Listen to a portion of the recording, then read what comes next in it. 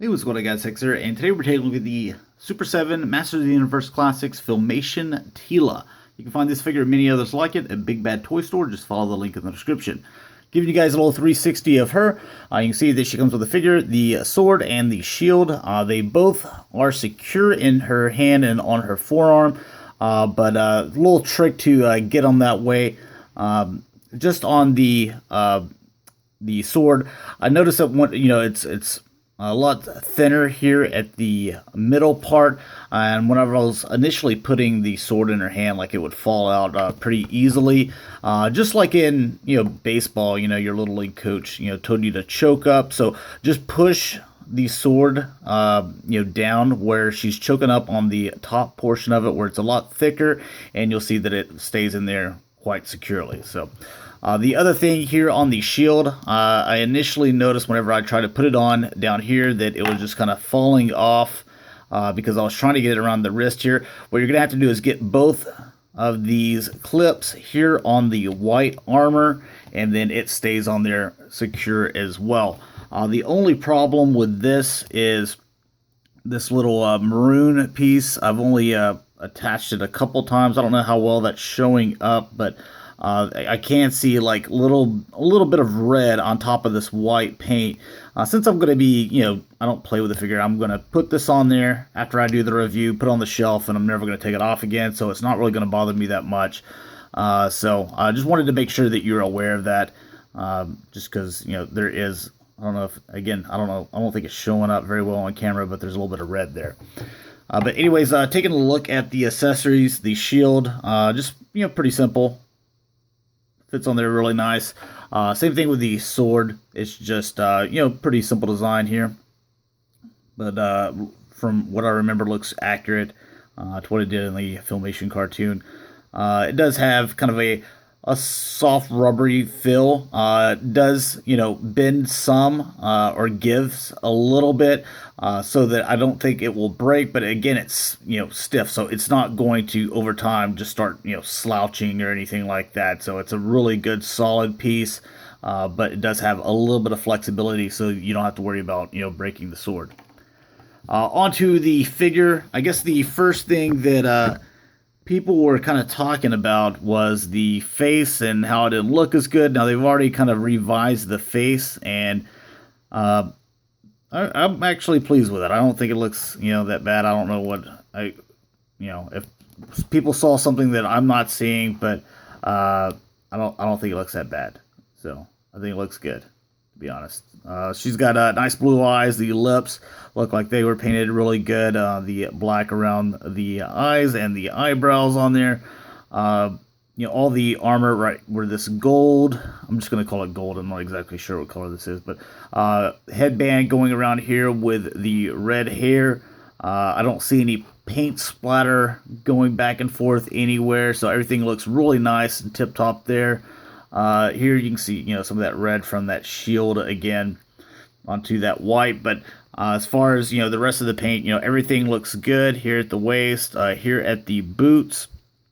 You can see a little bit of white getting onto, where the orange is, or the red for these boots, but not enough to kind of throw a fit about. It's just kind of little minor things here.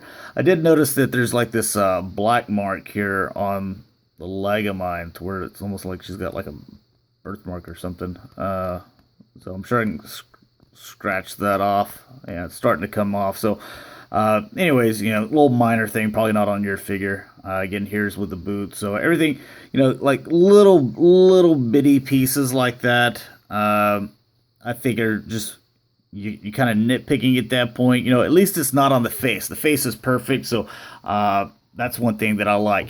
Now I noticed that they were saying that the place where the hips, where they made the inside more narrow, to where the hips would come in, and then they were using like small and medium or large pegs, and they went to like medium and short pegs or something like that.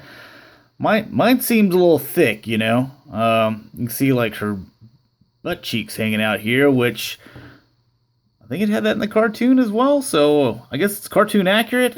You know what? So what? My Teela, she's a little bit thick, little low-key thick down there. I'm good with that. I like it.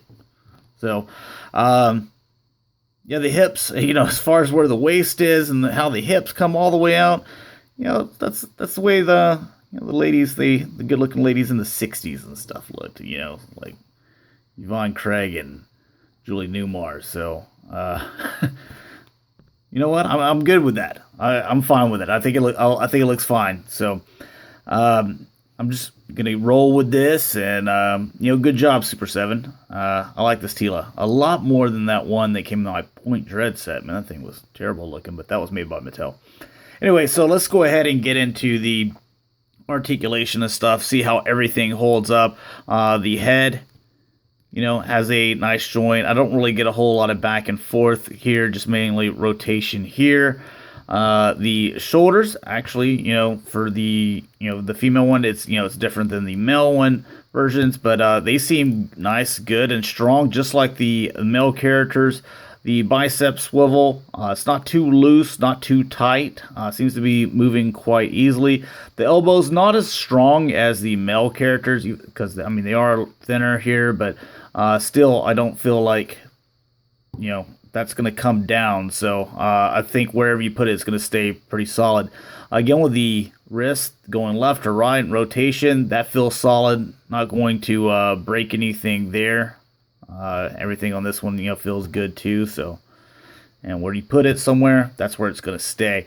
Instead of the ab crunch and the rotation here at the waist that you have with the male figures, you're going to have it just right up under the bust line. You can see that there's kind of like a little ball joint area, so you can get the rotation and a little bit of bending back and forth there. So I think that looks good to make sure that you have just kind of a clean area around here for these figures. So like I mentioned before, with the hips, these go back and forth, and this is kind of a little bit more of a soft rubbery plastic right here where the the butt line is, and just right here so the legs can get a little bit of movement. Doesn't seem like it's giving a whole lot though, and they do go in and out, but you don't have any thigh cut or anything, so it's basically just forward, back, and in and out. So unfortunately you don't get as much articulation there. You do have the knees, which on all the male figures that we reviewed previously, they are all solid. Same thing here on the Teela figure. You do have the boots that rotate. Those are nice and tight. You didn't even hear them. Feet going back and forth. I wish this was a little bit tighter. Hordak seems to be the tightest one and the best one. Oh, this one's pretty decent. But they do rotate as well there. So, and I like the little holes down here. It'd been nice to get like just a little plastic stand. It doesn't have to say anything on it. Just a little nice plastic stand for figures to stand on.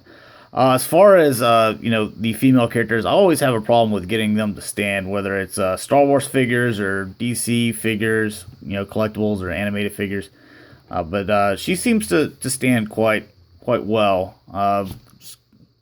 Maybe because larger feet than the other figures that I previously mentioned. But overall, I really like this Teela, and now I can sell that other one, that Point Dread one that looks terrible. I think it does. But get her all equipped here. I think this is a nice looking figure. So I just wanted to kind of show these off since they have just recently come out. But anyways, hopefully this helps your buying decision. Hopefully you guys enjoyed, and I will talk to you guys later. Peace.